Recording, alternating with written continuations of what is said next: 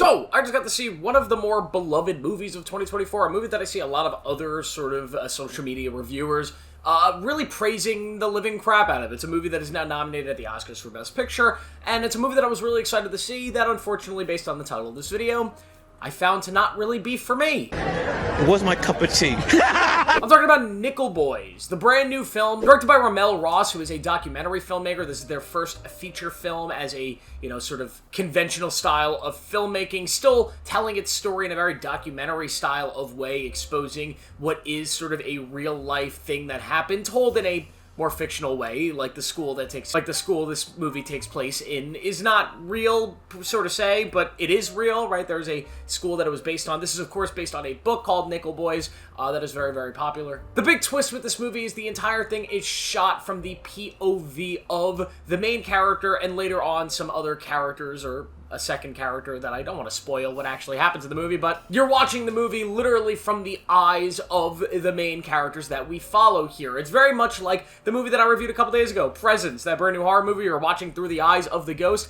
Well, this is similar to that, except not a horror movie, but very much a historical type of drama. So because of that filmmaking style, this is a very unique movie. A movie that is not something that we've really seen before, at least done to this magnitude and this extent, and it's also the main reason why I just didn't really feel this movie. It didn't really work for me, because this filmmaking style, although is visually beautiful at times and opens the door for some very unique storytelling, I felt myself significantly more detached from the characters in this movie than I wanted to. It's significantly more detached from the story. Instead, I was just kind of bored after a while. And before I get further into this review and I give this thing a score that's probably going to make some people mad, I just want you to know that's just my preference on how I like film and how I like certain movies. This is a movie that I totally get really, really works for people, and I get that the visual style and everything here is breathtaking and it's going to be a 5 out of 5 for most people, but from the get-go, it just didn't really work for me. This was not my type of thing. The story here, though, is really good. We follow this kid named Elwood Curtis who has this dream of going to college, and that dream is sort of shattered in a way that is very, very sad and not justified at all. Like, there is literally a terrible thing that happens to him that now forces him to go to this reform school in Florida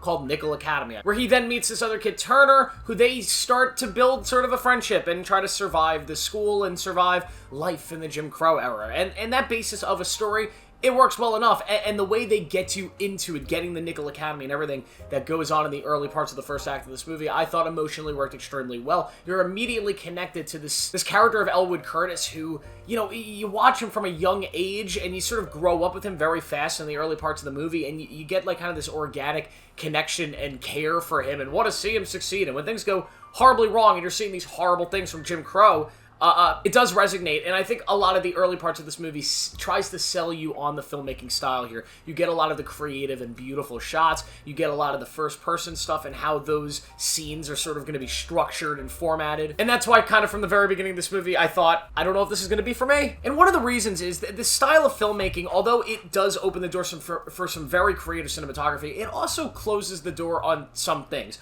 For example, I feel like this movie was very restricted on what it could actually do with characters, and one of the reasons is, and it's something I noticed in this movie, is that whenever, Elwood or one of the other characters is directly having a one-on-one conversation with a secondary character, I could feel the awkwardness and how that must have been to film. Because there's something just off in the dialogue. Now, some of these scenes, the actors and the performances are absolutely spectacular and they work extremely well. But in other scenes, I just felt the dialogue, the delivery, the performance, it felt almost like I was playing Skyrim. Like, the people didn't feel real. The interactions didn't feel real, and I could feel the awkwardness of the opposite actor acting directly to what I'm assuming was a cameraman. And that is just a weird thing to do. Now, could it work? It's worked in other films. Other people have done stuff like this.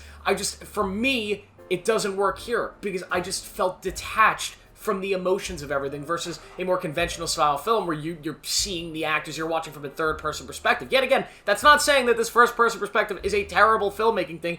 It's just, yet again, not my kind of thing. Therefore, this whole movie, I just felt emotionally detached from a lot of these very, very hard scenes, these extremely emotional scenes, and I don't know, I was not enjoying myself. I found myself to be extremely bored. Even when you have these scenes where you're seeing these terrible things happening, and you're supposed to be, like, really feeling for the characters and what they're going through, and the journey that they're going through, and this sort of conflict that they're facing, and you're supposed to feel like you're there with them. You're watching from their eyes, and I don't know. I just couldn't get there with the way the director wanted us to get there. I could not feel that emotional attachment. And to go back to Presence, the other movie that I saw a couple days ago, which I absolutely love, the Steven Soderbergh horror film about a ghost, and you're watching this film like a house haunting through the eyes of the ghost. That film, the first-person perspective, kind of works because the ghost is a third party in this whole situation. Nobody's ever directly interacting with the ghost, having a one-on-one conversation. It's always kind of this viewing of this family. And I think because of that, the first-person view ends up working a little bit better. Because although it is first-person,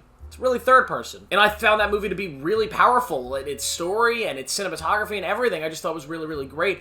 Which is why I was kind of excited to immediately go into this film, and found myself to be bored, man. I think this thing is also a little bit too long. Like, did this need to be 2 hours and 20 minutes? Does any movie really need to be 2 hours and 20 minutes that's not directed by, like, James Cameron and Martin Scorsese or Christopher Nolan?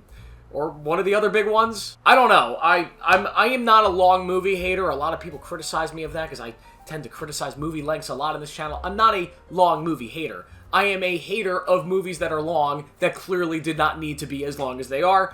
This, I felt like, was one of them, but yet again, it might just be because I was, like, pretty much checked out after the first act. I will give dues, though. There's so many people in this cast, and everyone in this cast is really good. I really enjoyed the grandmother, emotional heartbeat of this movie, and pretty much everybody involved in this thing really gave it their all in performances. I think they all did a good job, and I respect the absolute balls of a first-time cinematic director doing something this ballsy. I mean, this movie had to be extraordinarily hard to film. The challenge of designing these scenes, formatting the cinematography here, it could not have been easy. This had to be an extremely difficult movie to make, and I think the execution and what they actually came out with is probably very, very close to what they actually envisioned and wanted, which, because of that, a lot of respect. It's just not something that Joe Marchione wants, and that's okay. They did not make this movie for Joe Marchione. Please don't yell at me for not liking a movie that you might have liked. Good for you. I'm happy everybody else liked it. Me, personally, I was making a decision whether to see this movie or that new Mel Gibson movie with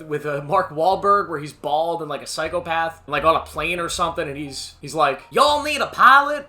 My name's Marky Mark. I'm also Sully from Uncharted for some reason." Yeah, I chose not to see that one because it kind of looked like shit, and I saw this instead, and I'm sort of regretting that a little bit. I feel like the Marky Mark one was probably fun. Either way, Nickel Boys is a movie that just was clearly not for me. I'm going to give it a 2 out of 5, but yet again, that's just my score. That's not, I mean, a lot of people are probably going to give this thing a 5 out of 5 or a 4.5 out of 5, right? It's going to be a higher score for most people. Obviously very successful at the Oscars, award season. People are loving this thing, so don't take my opinion of this as a reason not to go see it. I'm just letting you know, if you don't like these very, artsy, crafty movies that go on a little bit too long, you might not dig this one. Thank you guys for watching. Make sure to like this video, subscribe for more notifications. I'll see you in the next one.